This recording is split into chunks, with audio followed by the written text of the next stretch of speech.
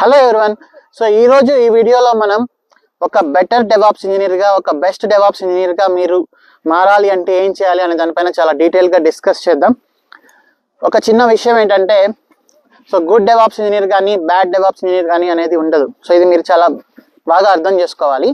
So ఈ వీడియోలో నేను చేసిన మిస్టేక్స్ కూడా మీకు చాలా క్లియర్గా ఎక్స్ప్లెయిన్ చేస్తాను. ఈ మిస్టేక్స్ మీ కెరియర్లో కానీ మీ ప్రాజెక్ట్లో కానీ అస్సలు చేయొద్దు. ఓకే, అవేంటంటే, సో నేను ఒక ప్రాజెక్ట్లో ఉన్నా. ఆ ప్రాజెక్ట్లో నాకు ఒక ప్రాసెస్ అలవాటైంది. ఒక 1 year 2 years వర్క్ చేశాను. సో మనకి ప్రాసెస్ బాగా అలవాటైనప్పుడు, ఒక ప్రాజెక్ట్లో ఎక్కువ రోజులు ఉన్నప్పుడు మనకు అదే ది బెస్ట్ అనిపిస్తుంది. సో దాని తర్వాత ఏంటంటే, నేను ప్రాజెక్ట్ చేంజ్ అయ్యాను. ప్రాజెక్ట్ చేంజ్ అయినప్పుడు మన మైండ్లో ఏంటంటే ప్రీవియస్ ప్రాజెక్ట్ ఇంప్లిమెంటేషన్ అంతా పెట్టుకొని అదే బెస్ట్ అనుకుంటూ మనం ప్రాజెక్ట్లోకి వెళ్తాం. ఫర్ ఎగ్జాంపుల్, మీరు డెవాప్స్ ఇంజనీర్గా కంపెనీ చేంజ్ అయినా, ఆ డెవాప్స్ నేర్చుకొని కొత్తగా ఒక ప్రాజెక్ట్లోకి ఎంటర్ అయినా, జనరల్గా అందరూ చేసే మిస్టేక్స్ ఏంటంటే ప్రీవియస్ ప్రాజెక్ట్ని మైండ్లో పెట్టేసుకొని వెళ్ళిన వెంటనే ఒక నెగిటివ్ మైండ్ సెట్తో ఉంటారు. అది ఎలా అంటే, ఈ ప్రాజెక్ట్ ఏంటి ఇంత చెత్తగా ఉంది, అసలు దీంట్లో డెవాప్స్ అనేది సరిగా ఇంప్లిమెంట్ చేయలేదు, ఎవరు చేశారు, అసలు ఇది CI/CD అయినా, అసలు ఇది క్లౌడ్ ఇంప్లిమెంటేషన్ అయినా, ఇలా కంప్లైంట్స్ రైజ్ చేయడం స్టార్ట్ చేస్తారు. సో దానివల్ల ఏమవుతుందంటే మీకు మీరే నెగిటివ్ అయిపోతారు. సో మీరు ఎవరి దృష్టిలో నెగిటివ్ అవ్వాల్సిన అవసరం లేదు. మీకు మీరే నెగిటివ్ అయిపోయి సో మీకు ఆ ఇంట్రెస్ట్ అనేది పోతుంది అనమాట ఆ ప్రాజెక్ట్లో. సో బట్ ఇలా అంతా చేయకుండా, సో మీరు ఒక గుడ్ డెవాప్స్ ఇంజనీర్గా కానీ, ఒక ది బెస్ట్ డెవాప్స్ ఇంజనీర్గా మీరు ఉండాలి అంటే ఆ ప్రాజెక్ట్లో సో ఏం చేయాలి అంటే, వెళ్ళిన వెంటనే ఒక 2 months అట్లీస్ట్ 2 months మీరు ఎలాంటి కంప్లైంట్స్ చేయొద్దు. ఆ ప్రాజెక్ట్ ఎలా ఇంప్లిమెంట్ చేశారు, ఎలా రన్ అవుతుంది, సో ఇది ఎలా యాస్టీస్గా వర్క్ అయ్యేలాగా చూడాలి వితౌట్ ఇష్యూస్ అనేది మాత్రమే మీరు నేర్చుకోండి. సో ఎందుకంటే ఒక చిన్న ఎగ్జాంపుల్, సో ఎవరైనా ఒక పర్సన్ ఒక 10 years US లో ఉండి వచ్చేస్తే ఇండియాకి రాగానే అతని నుంచి కంప్లైంట్స్ ఎక్కువ అవుతాయి. మనందరం చూసే ఉంటాం, ఇండియా ఏంటి ఇంత చెత్తగా ఉంది, ఇండియా ఏంటి ఇలా ఉంది, సో US చాలా బాగుంది, ఇక్కడ అసలు మనుషులకు కామన్ సెన్స్ లేదు, ఇలాంటి కామెంట్స్ అన్ని ఎక్కువ అవుతాయి. US లో ఒక 10 years నుంచి ఇండియాకి వచ్చిన వాళ్ళైనా, అది ఎవరైనా, నేనైనా ఇంకెవరైనా ఆ పొజిషన్లో ఉండే వాళ్ళు ఎవరైనా, సో అలానే ఆటోమేటిక్గా వచ్చేస్తుంటుంది. అప్పుడు పక్కన వాళ్ళు ఏమనుకుంటారు, వాళ్ళకి తెలుసు US లో సిచ్యువేషన్ డిఫరెంట్, ఇండియాలో situation different, US mind set వేరే, ఇండియా మైండ్ సెట్ వేరే, US ఎకానమీ, ఇండియన్ ఎకానమీ అన్నీ డిఫరెంట్. సో మనం వెళ్ళిన ప్రతి చోట ది బెస్ట్గా ఉండాలంటే ఉండదు. సో దానికి చాలా ఫ్యాక్టర్స్ ఉంటాయి. అలానే ప్రాజెక్ట్లో కూడా ఒక ప్రాసెస్ ఇంప్లిమెంట్ చేసామంటే, సో దాంట్లో చాలా ఫ్యాక్టర్స్ ఇన్వాల్వ్ అయి ఉంటాయి. ఫస్ట్ ఆ ప్రాజెక్ట్ బడ్జెట్, ఆ ప్రాజెక్ట్ టీమ్ సైజ్ ఎంత, అసలు ఆ ప్రాజెక్ట్ ఏంటి, ఆ ప్రాజెక్ట్ బిజినెస్ ఏంటి, దాన్ని ఎవరు ఇంప్లిమెంట్ చేశారు, ఎందుకు అలా ఇంప్లిమెంట్ చేశారు, ఇలా నెంబర్ ఆఫ్ ఫ్యాక్టర్స్ ఉంటాయి. సో ఆ ఫ్యాక్టర్స్ అన్నిటి వల్ల దానికంటే ఒక ప్రాసెస్ సెట్ అయింది, ఆ ప్రాసెస్ వల్లనే ఆ ప్రాజెక్ట్ రన్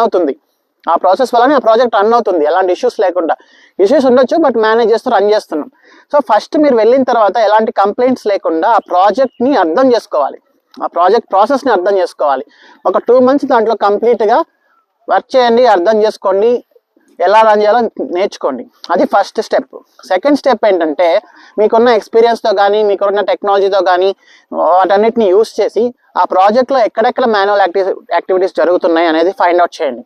అది ఫైండ్ అవుట్ చేసిన తర్వాత అప్పుడు మీకు ఒక క్లారిటీ వస్తుంది, ఇక్కడ మాన్యువల్ యాక్టివిటీ జరుగుతుంది, సో దీన్ని మనం ఇలా ఆటోమేట్ చేయొచ్చు, ఇంకో దగ్గర ప్రాసెస్ని బెటర్ చేయొచ్చు, ఇంకో దగ్గర ఇంకొంచెం బెటర్ టూల్ ఇంప్లిమెంట్ చేయొచ్చు. సో ఇలా అంతా మీకు ఒక ఐడియా అనేది అప్పుడు మీకు వస్తుంది.